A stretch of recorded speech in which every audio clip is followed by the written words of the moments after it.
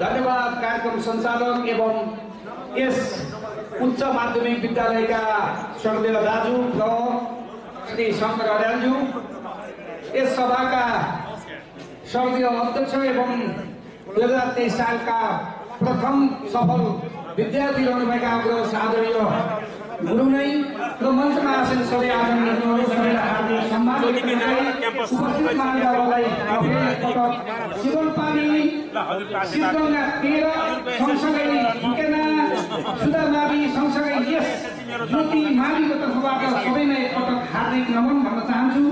तपाईँलाई म धेरै कुरा गर्न चाहिन, छोटकरीमा आजको यो जो कार्यक्रमको आयोजना गर्ने जुन विचार दिनुभयो उहाँहरूप्रति हार्दिक नमन व्यक्त गर्न चाहन्छु। सिद्धगङ्गा नगरपालिका नेपालको सबैभन्दा ठुलो नगरपालिका हो। तपाईँ हामी यो चौडा छाप्ती बनाउन सकेका छौँ। यो नगरपालिकाका केही कठिनाइहरू छन्, तर तत्कालीन रूपमा जो जसले यो मेहनत गर्नुभयो उहाँलाई हार्दिक सम्मान व्यक्त गर्न चाहन्छु। नम्बर 1।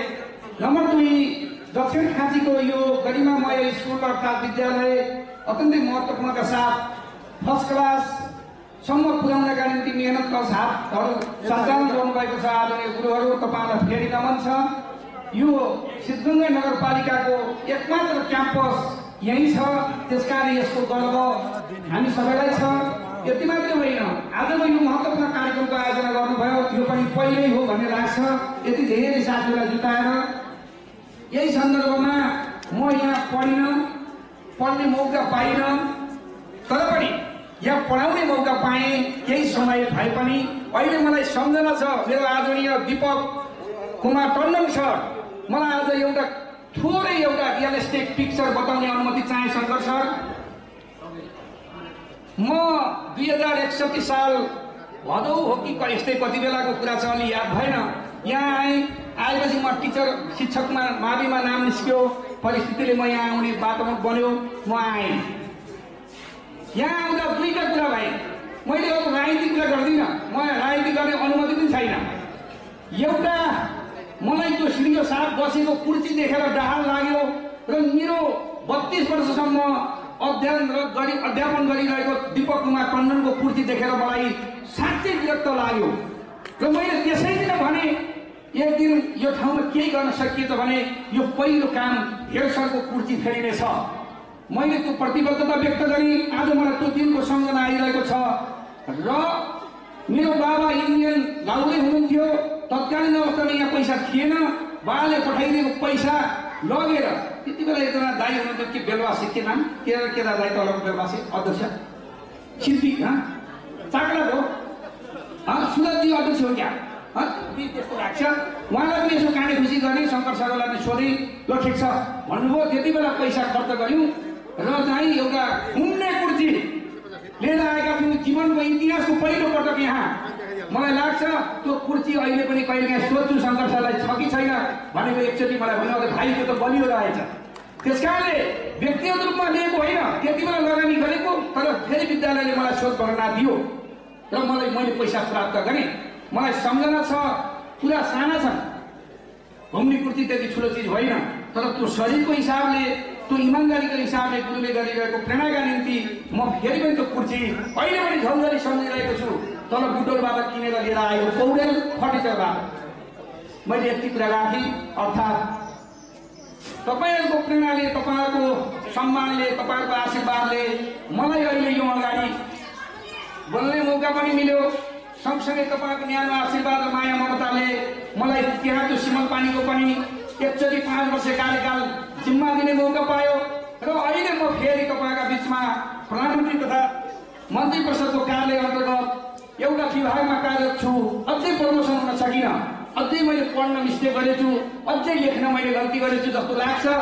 त्यो चारैतिरको समस्याले कहिले सिद्धगङ्गाको पिर लाग्ने, कहिले मान्य श्रीमतीजीको पिर लाग्ने, कहिलेकाहीँ गुरुहरूको पनि याद आउने, कहिलेकाहीँ सिमलपानीको याद आउने, यी सबै कुराले गर्दाखेरि अलि प्रगति हुन सकिनँ। फेरि पनि जति गरेको छु, गर्न कोसिस गरिरहेको छु। म मेरो बुवा आमा र गुरुहरूप्रति हार्दिक नमन व्यक्त गर्दै म लामो कुरा गरिनँ। मेरो त्यति बेला 2061 सालमा पढाएका सँगसँगै पढाएका आदरणीय शङ्कर दाई, मेरो गुरु सत्यकुमार श्रीवास्तव अहिले मेरो आदरणीय गुरु हुनुहुन्छ, जसले झुकेना मलाई पढाउनु भयो। सँगसँगै हामी सँगै गुरु पनि भयौँ हामी। त्यसै गरी धेरै सरहरू हुनुहुन्छ, यहाँ उमाकान्त सर हुनुहुन्छ, मेरो काइरोबा अहिले हाम्रो बिचमा हुनुहुन्न, म उहाँलाई हार्दिक श्रद्धाञ्जली अर्पण गर्न चाहन्छु। धेरै माया सानीमा हुनुहुन्छ, अरू पनि हुनुहुन्छ, मैले नाम बिर्सेँ, धेरै सरहरू हुनुहुन्छ, म बिचमा ग्याप भएँ। सबैहरूलाई मैले सम्मान व्यक्त गर्दै म अलिअलि चौका खेलेको छु, गुरुहरूलाई माफ पाऊँ। कारण के भने ज्योति उच्च माविले आयोजना गरेको यही मौकामा म चुकेर जान नपाउने अनि मलाई पढाएका गुरुहरू पनि यहाँ मलाई सम्मान गर्न आउनुभएको, यो त दोहोरै गर्नुपर्छ भन्ने लागेर आज मैले अलिकति समय मागेको छु। त्यो समय मेरा लागि प्रदान गर्नुभएकोमा आयोजकप्रति धेरै धेरै धन्यवाद व्यक्त गर्न चाहन्छु। यति भनेर मैले यो सन्दर्भमा अलिकति सम्झिनै पर्छ तपाईँको प्रतिनिधित्वको रूपमा। मैले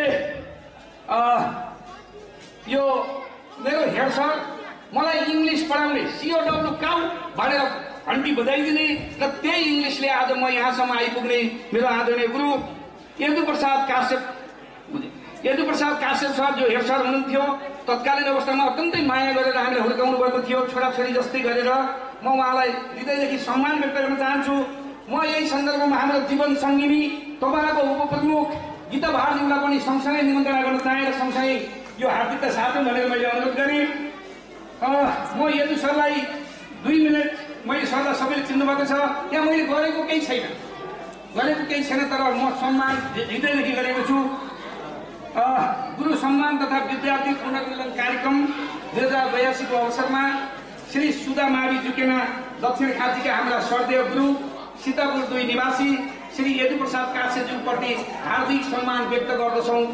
राजन कुमार विशी सिमलपानी 13 गीताभार खमारी 6 जुकेना सिद्धगङ्गा नगरपालिका अरखाँची मिति 82/2/16 शुक्ल चतुर्थी शुक्रबार।